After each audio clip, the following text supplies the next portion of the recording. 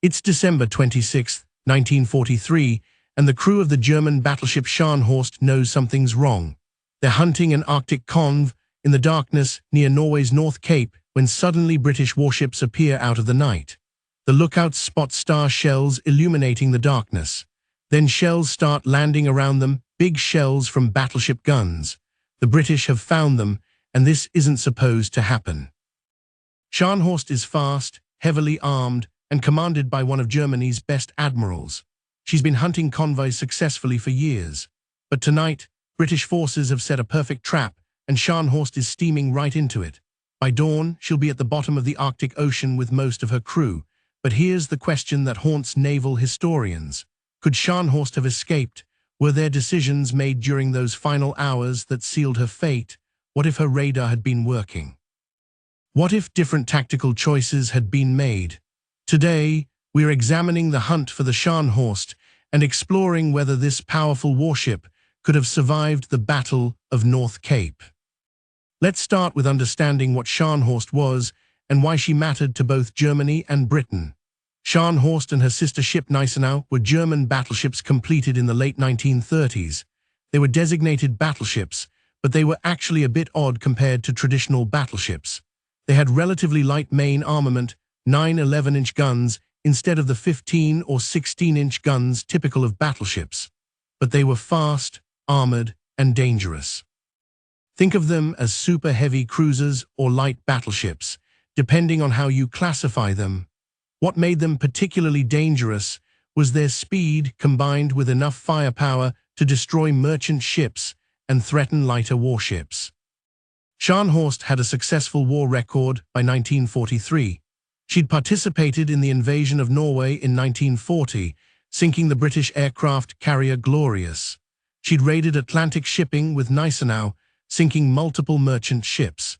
She'd survived the Channel Dash in 1942, a daring daylight run through the English Channel from France back to Germany. She was based in Norway by late 1943, positioned to attack the Arctic convoys that carried supplies from Britain to the Soviet Union.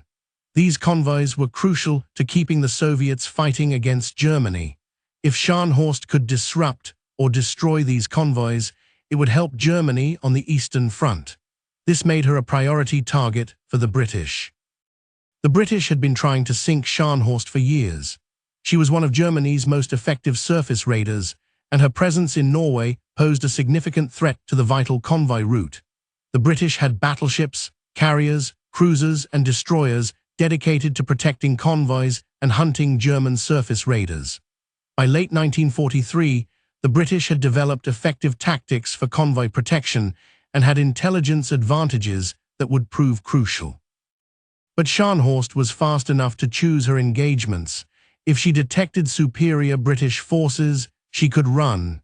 Her speed, over 30 knots, made her faster than most British battleships.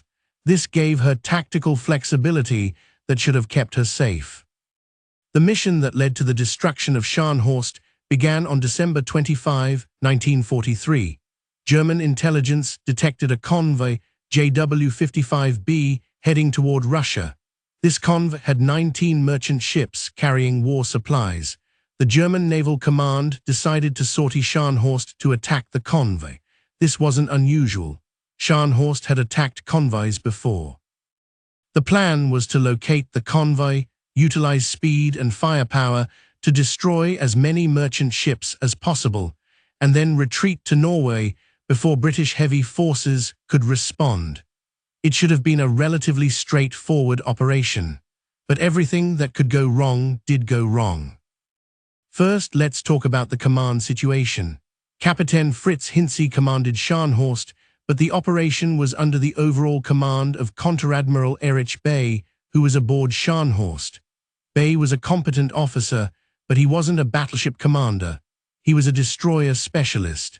This would matter because his tactical decisions during the battle reflected destroyer tactics more than battleship tactics.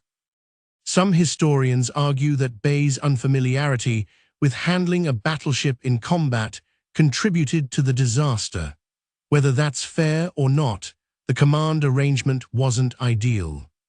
Second, German intelligence about the convoy was incomplete. They knew it existed and its approximate position, but they were unaware of the covering forces. The British had positioned the battleship HMS Duke of York along with a cruiser force, specifically to protect this convoy from Scharnhorst. The cruiser force under Rear Admiral Robert Burnett was close to the convoy. The Duke of York, under Admiral Bruce Fraser, was positioned to intercept if Scharnhorst tried to attack. The Germans were unaware that the Duke of York was at sea. This intelligence failure would prove fatal.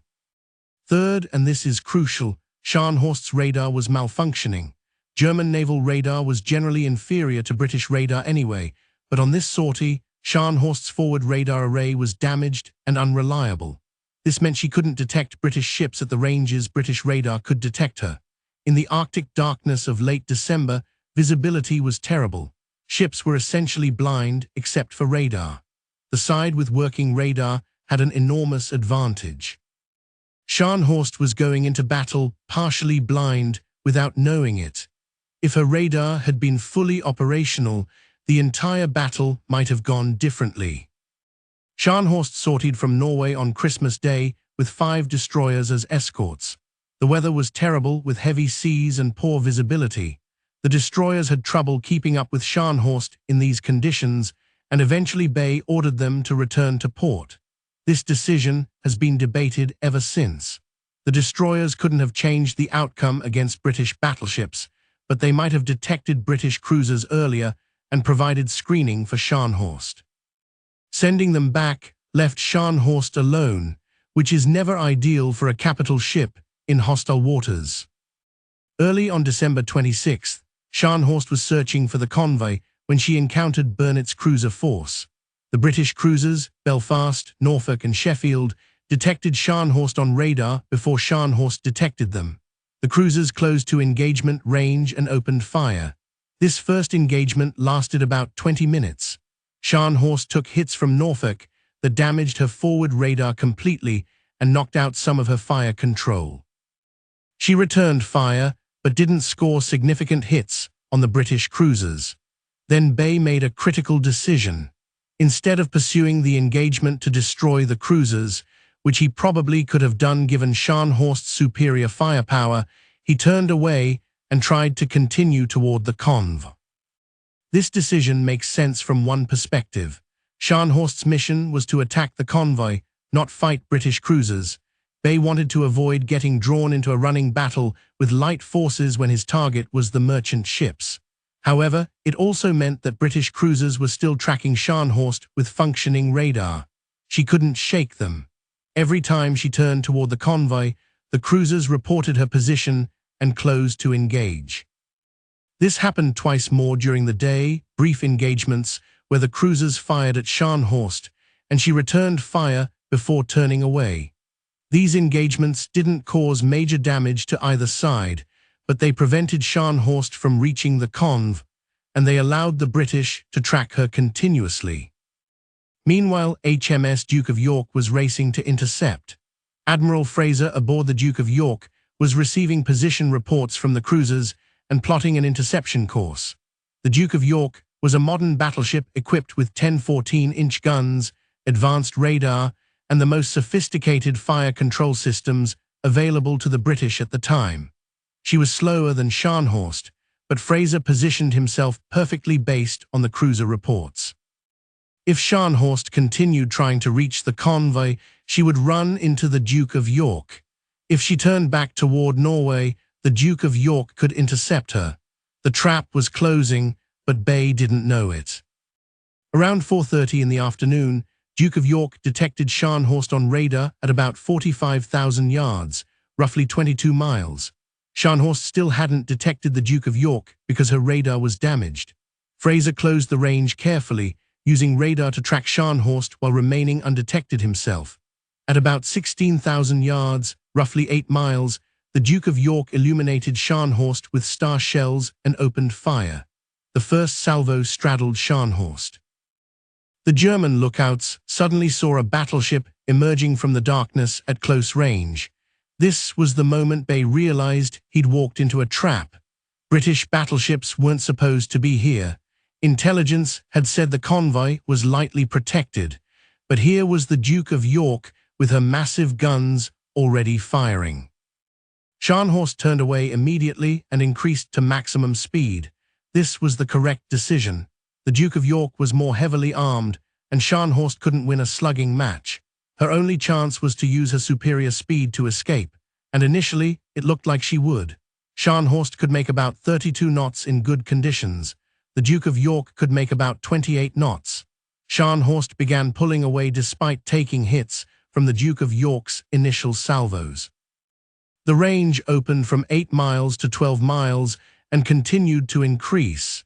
If Scharnhorst could maintain speed, she'd escape into the darkness and make it back to Norway. But then disaster struck. One of the Duke of York's shells hit Scharnhorst's machinery spaces. The exact damage is debated, but the effect was clear. Scharnhorst's speed dropped dramatically, falling to about 22 knots or less. This single hit sealed her fate. The Duke of York closed the range again and resumed firing. Scharnhorst couldn't outrun her pursuer anymore.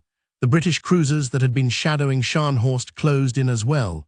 Destroyers joined the attack, firing torpedoes.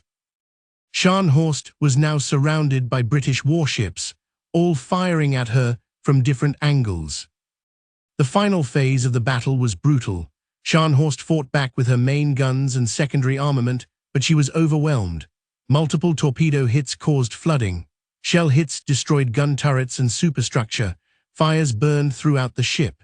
Her crew fought desperately to keep her operational, but the damage was catastrophic.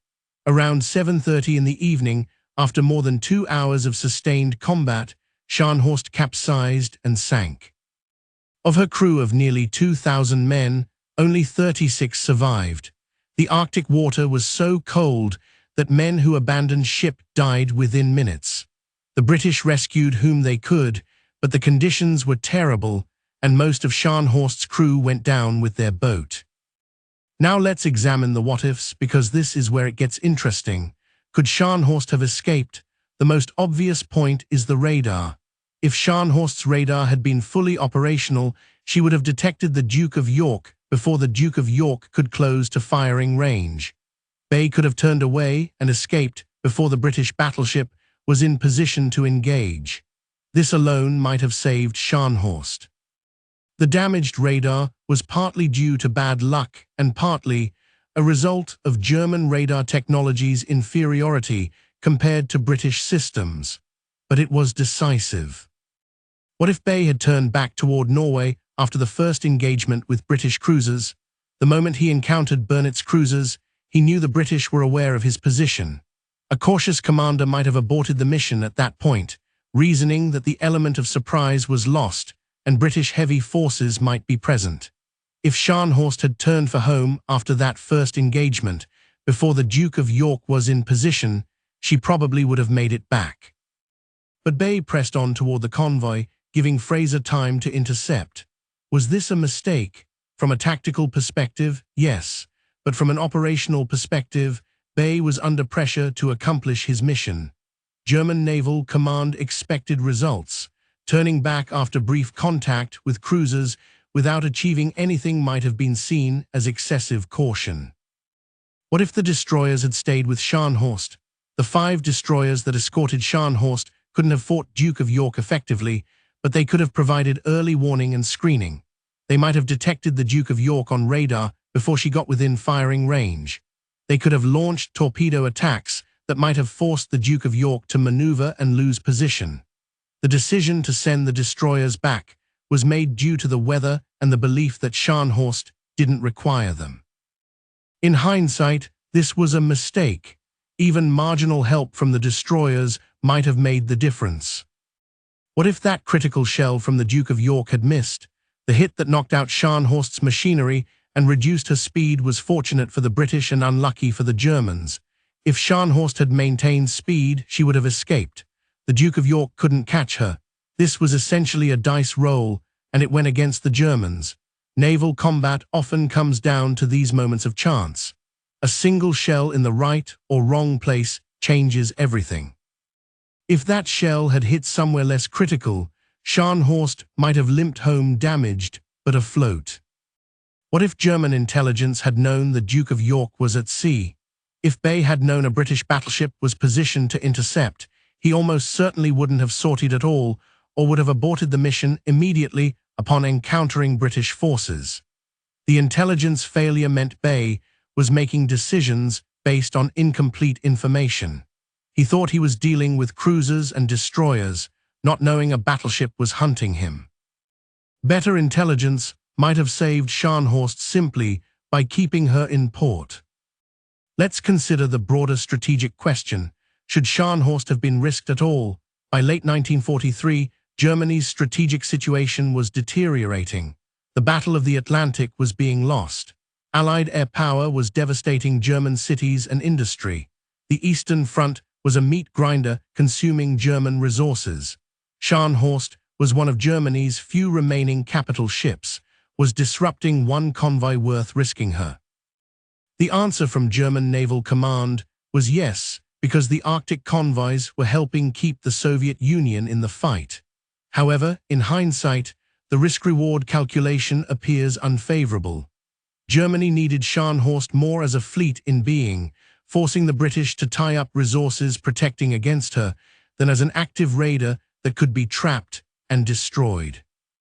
The British perspective is equally interesting. Fraser executed a nearly perfect interception.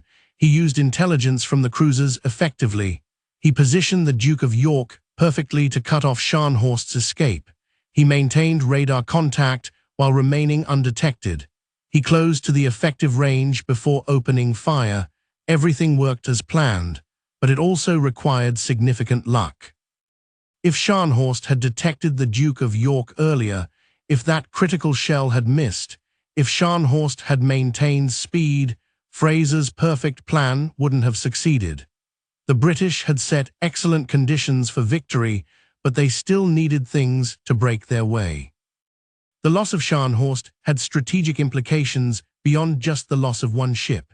It effectively ended German surface radar operations against Arctic convoys. The battleship Tirpitz, Scharnhorst's sister ship in design terms, remained in Norway, but she never sortied against convoys again after Scharnhorst's loss.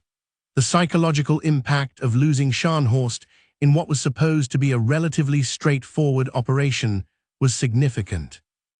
It confirmed that German surface ships couldn't operate safely against British naval superiority backed by radar and intelligence advantages. The German surface fleet essentially ceased to be a significant offensive threat after the destruction of Scharnhorst. For the crews on both sides, the battle was a traumatic experience. German survivors spoke of the horror of watching their ship break apart and sink in Arctic waters. The cold killed most of their shipmates within minutes. British sailors who participated in the rescue efforts were affected by the terrible conditions and the limited number of men they could save. Admiral Fraser reportedly was deeply moved by the courage of Scharnhorst's crew, who fought to the end. There's respect between professional sailors even when they're trying to kill each other.